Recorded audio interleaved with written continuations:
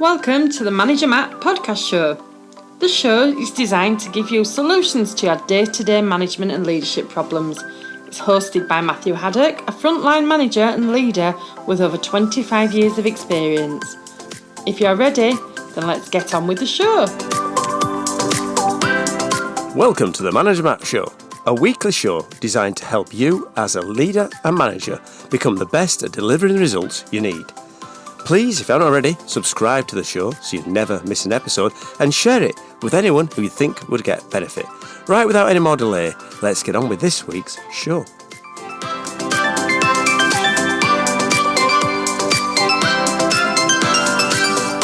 Welcome to the Manager Matt podcast show. Welcome back, everyone. Hope everyone is well and delivering the results they want to in life. So, this week, what's the show about, you're asking? Because that's what you do when you come and listen to the show. You go, what's the show about, Matt? Well, this week, I'm going to look at what I do. Because I get a lot of people saying, what do you do? I'm hoping they mean it in a nice way, but you never know with some people. But they say, what do you do? And I thought to myself, well, what do I do? So, for those who don't know, I'm the general manager of a company in West Yorkshire at the minute.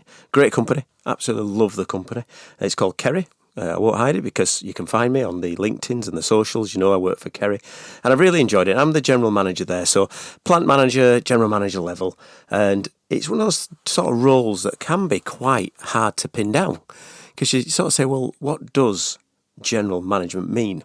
Is it everything? Do you just generally manage everything or nothing? Or what does it actually mean? What's the day-to-day? What's the cadence of it? And it's a good question because you obviously look at people wanting to develop and wanting to become talent over time. And you want to give them something that they can set themselves to aim to become. You know, how do you become general management? Normally, with that terminology, it means that you can be a bit of everything because you're generally managing everything. And I think that's probably one of the key stones to a general manager is you moving away from being specific. You know, I came through the ranks from engineers. Originally, I was an engineer, apprentice engineer, and then went into production management, done engineering management, done a bit of lean work, which is continuous improvement, and then ended up being in general management, which is a combination of all. But realistically, to get there, what do you need to do?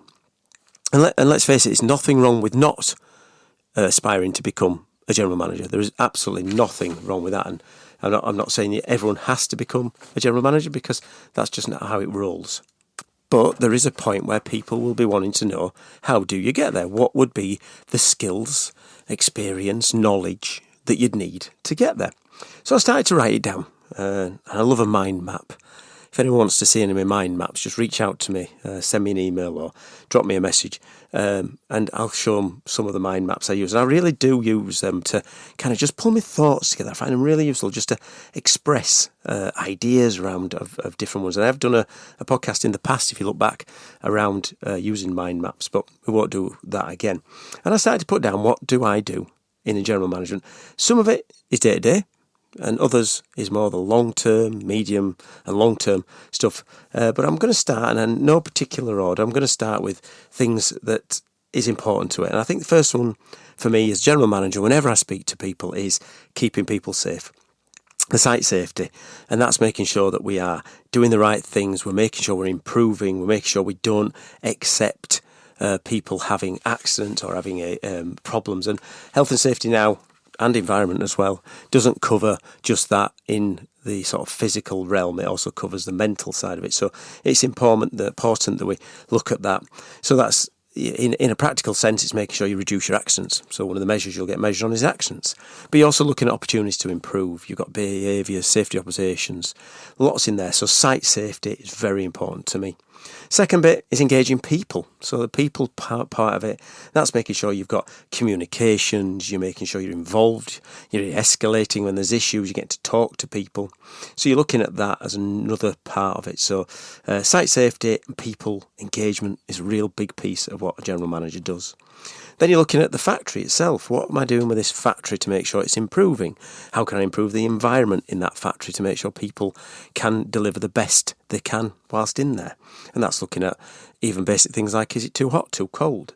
What can we do around making sure it's light and airy? The rest area is nice for people. Again, back to that engagement and people. Next bit, I think, is the P&L. So let's not kid ourselves. The P&L is one of the biggest things. So the profit and loss is going to be massive. And that's making sure that we are getting the most out of our assets, as in the machinery, day in, day out. So making sure we're hitting the plan, attainment to plan, make sure we're making the right units that we need in the right quality, using overall equipment effectiveness, OEE, making sure that you've got your cost per unit right, that the labour's there is standard and the machines are reliable and being worked. Making sure that you've got a contribution. A lot of companies talk about contribution. So are we contributing enough back to the business to make sure it's viable? You know, keeping people safe and keeping their jobs safe is part of the general manager's role. Make sure the P&L is right is a major thing. If you're not making money in a business, a bit of a surprise here, I'm going to let you a little secret, you won't last for long.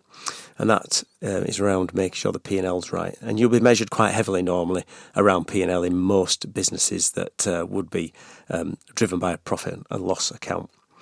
And hand in hand with the P&L is the service. So that's making sure your supply chain is doing the right thing. So that's getting the things out there, make sure you're planning your raw material coming in, but logistically making sure you've got the right amount of stuff going out, making sure that the product is on the shelves to be sold. Because you don't make any money if you haven't got anything around the shelves to sell. So that's a big part of it. So your P&L and your service comes hand in hand in there in a big one. And of course, part of that service is the customer. You know, are we making sure that we are giving the customer exactly what they want? Are we being innovative in the products that we do? Are we being able to move when we need to and product develop if that's the business you're in? So it's important that you lead that with the customer through your commercial team to make sure that the commercial team are aligned to what you're doing in the factories or in the businesses that are facing. Now, of course, I'm talking about general management in an operation of a place that makes products here, but of course that changes if your business is around service. But it's the same kind of principles. You've got to make sure you're doing it to the right cost. You've got to make sure that it's on the shelves and it's there to be sold, and you've got to make sure that the customer wants it. That's that part of all that. So there is a certain bits of it. Other parts you're going to need to look at. You'll be talking about capital. What capital investment are you going to be doing? So this is the longer term strategic stuff.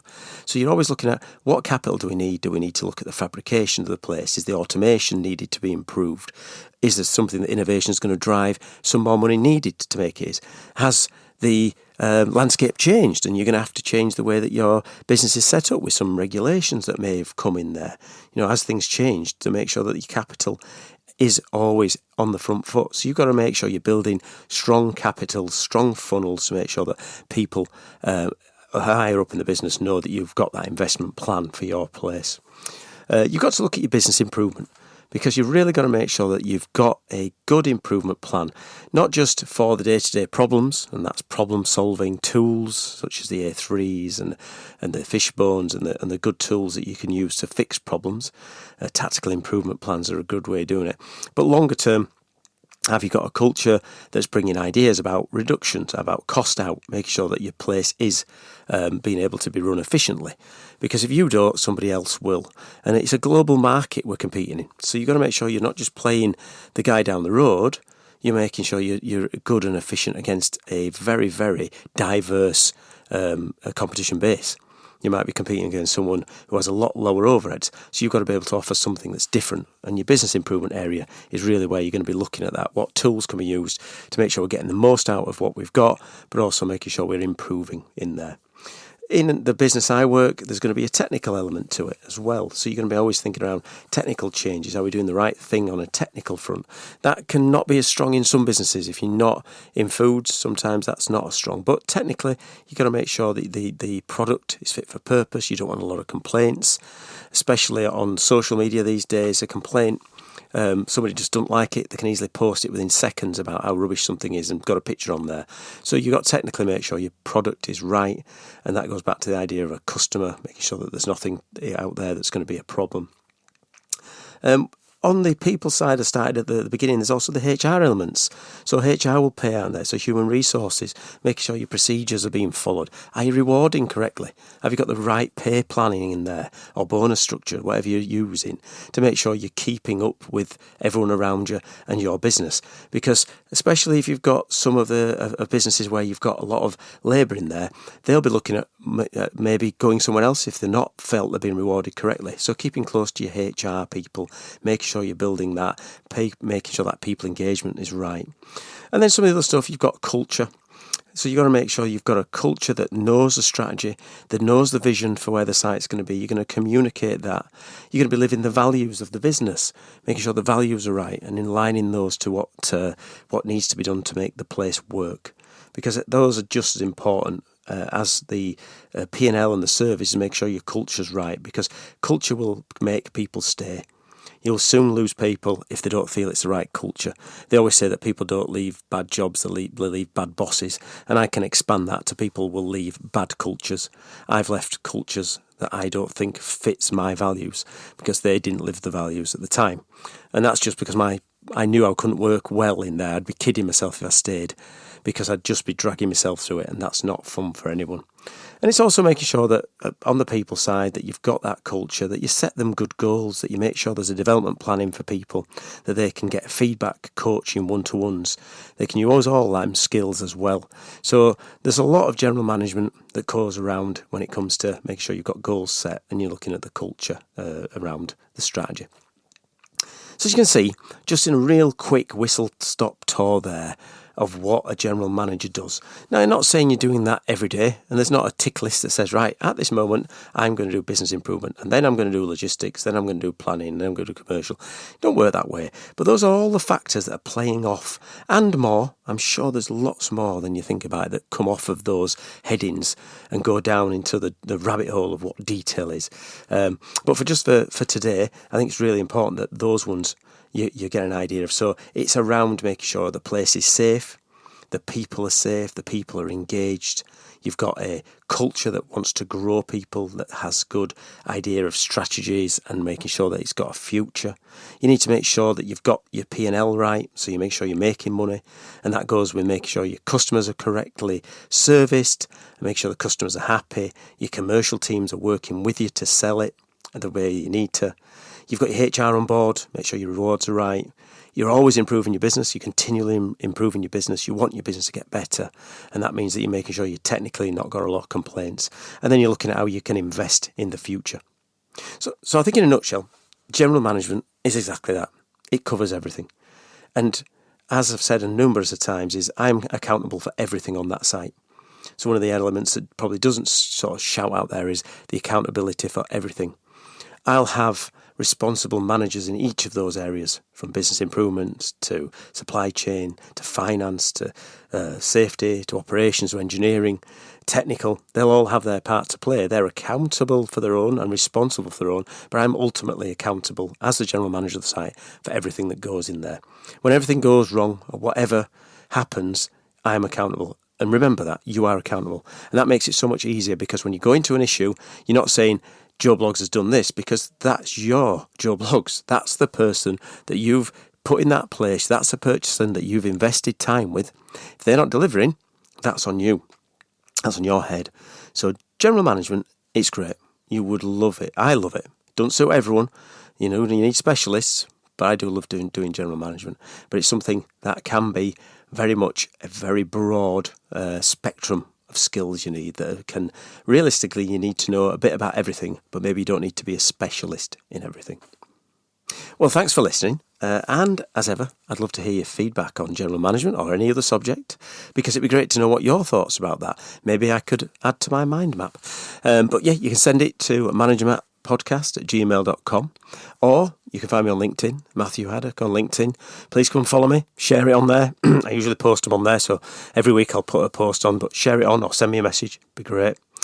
And finally, as ever, if you just take one thing away from today and maybe decide you might want to be a general manager and you want to broaden your horizons, then just as long as you take one thing away, then I've done what I have set out to do with this podcast, and that's to spread some knowledge and help people get better. Well, that's it for Management this week. Thanks for listening. and goodbye. Thank you so much for listening to this Manager Matt podcast. We hope you found it interesting, helpful and actionable. One last thing, please leave a quick review on iTunes or with your podcast provider, as it helps to spread the word of Manager Matt. If you haven't already done so, please subscribe to the podcast, and if you did like anything in particular, send an email to managermattpodcast@gmail.com or visit managermatt.co.uk for more content. Feedback is a gift, so let's keep giving. See you next week.